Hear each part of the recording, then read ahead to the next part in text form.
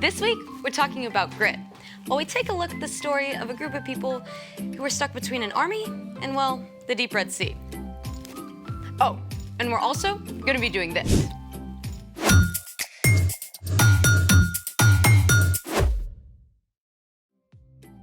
Hey, I'm Skylar. And I'm Sebastian. We're talking about grit, which is refusing to give up when life gets hard. Or refusing to get grouchy when every day for a whole week is cloudy. I like cloudy days. Really? They're good for thinking and reading. And hot chocolate. There's actually a Cloud Appreciation Society. For reals?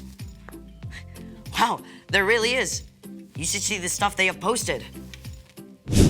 That's a lenticular cloud. They often form over mountains or even tall buildings. Looks like a pancake. I should have had breakfast this morning. Check this out. These cloud rolls are called morning glories. They show up when a downdraft from an advancing storm causes moist, warm air to rise and cool fast. Looks like cloud twizzlers. Here's another one. What? Mammatus clouds. They can form when ice crystals fall out of cumulonimbus storm clouds. I'm pretty sure that's a set of a Marvel movie. I've changed my mind. I think every day should be a cloudy day. Good, because we're about to make our own cloud right now. Yes! Let's make it! Step 1, find a large glass jar. Done. Step 2, fill a cup with ice cubes. So far, so good. Next, you're gonna want to take the lid off of your jar. And step 3, boil some water. And then pour it in the jar. Make sure you get a grown-up to help. And once you have a fair amount, carefully swirl it to warm up the sides.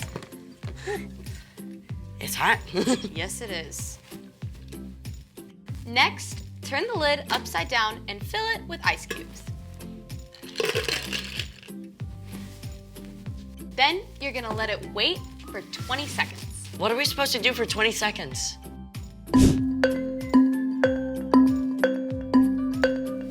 This next part has to be fast. Step 6. What's gonna happen is you're going to remove the lid, pump hairspray into the jar, and then immediately put the lid back over it.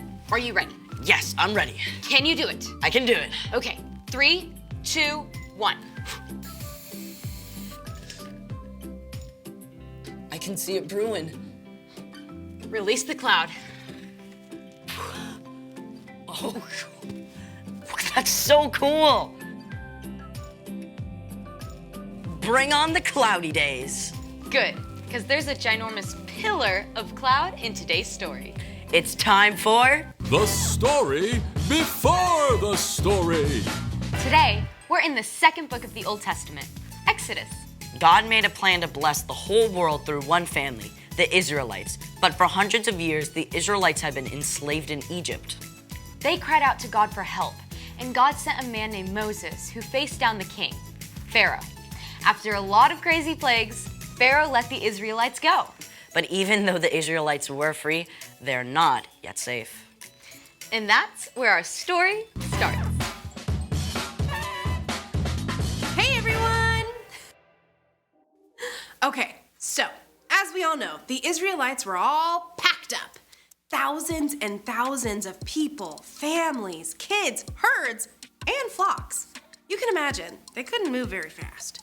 God was leading them every step of the way, away from Egypt, appearing in a pillar of cloud during the daytime and a blazing pillar of flame at night. At last, the Israelites came to the Red Sea, which stood between them and the desert road to Canaan. But while the Israelites set up camp along the shore of the Red Sea, back in the palace, Pharaoh was having serious second thoughts. What have we done?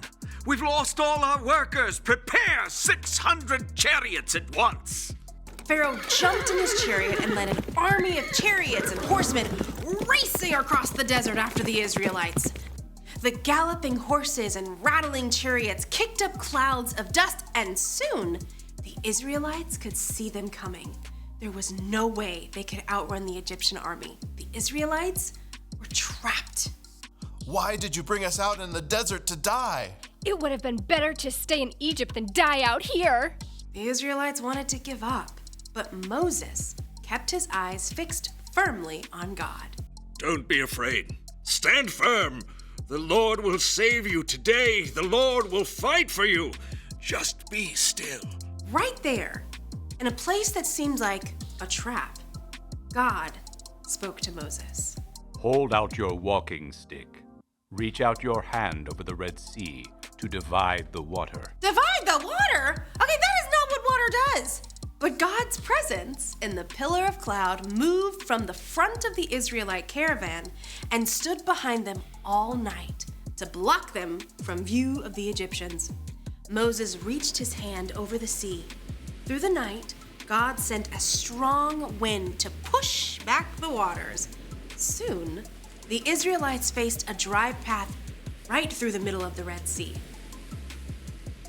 I mean, can you imagine what it must have felt like? You're at the edge of a vast sea, but straight ahead the water just boop, splits. I mean, ginormous walls of water rise up on either side of the path before you. Sure, I mean, you want to escape the Egyptians, but if you walk along this path, the waters could fall on you. I mean, it must have taken every ounce of courage and grit they had. But the Israelites followed Moses along that path, straight through the heart of the sea. All night, those families hurried toward freedom. But the Egyptians gave chase. They followed the Israelites right into the Red Sea. At last, the Israelites made it through. But the Egyptians were right behind them. God spoke to Moses again. Reach out your hand over the sea. As Moses reached out his hand, those walls of water began to crash down, and the sea rushed back into place, washing over the Egyptian horses and chariots. The entire Egyptian army was swept away. The Israelites were left safe and dry on the far side of the Red Sea. Moses' sister Miriam led them in a song of celebration. I will sing to the Lord, he is greatly honored. The Lord gives me strength and protects me. He has saved me. The end. Whoa, things must have felt so out of control for Moses and the Israelites. Oh, for sure. But God was in control the whole time. God opened up a way for them to just keep going. So, what's our part in this story? Well, there are some times when you feel stuck, right? Like maybe one particular subject at school is super hard for you and you feel like it'll never get easier. Keep going. Because God knows what you're facing. God will walk with you the whole way through. Or you're just starting in a new school and you haven't been able to make friends just yet. Don't give up. God can help you find friends when you least expect it. And best of all, God gave us Jesus to show what it looks like to keep going. Exactly. I mean, Jesus didn't give up loving us, even though it cost him his life. And when we follow Jesus, we have the power of the Holy Spirit to keep going too. That is amazing news. Isn't it? All right, I'll see you guys next time. Bye. Bye, Erica. So here's the thing. Hold on, because God is still in control. Knowing that can help you grow grit. And God makes some pretty incredible clouds. Is that a dog? That's definitely a werewolf howling. Thanks for joining us in the Story Lab. See you next time. I think that one's Winnie the Pooh.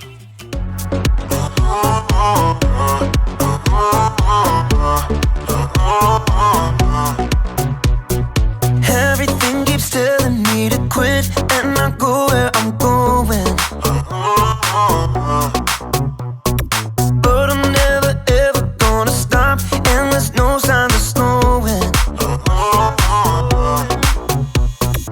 Ooh, now moving backward. Ooh,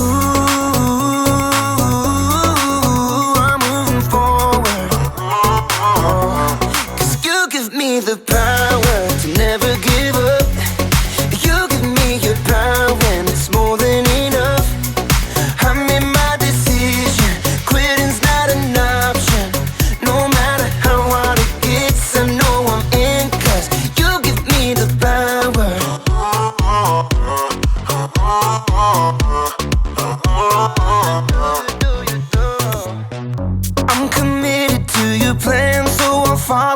my days.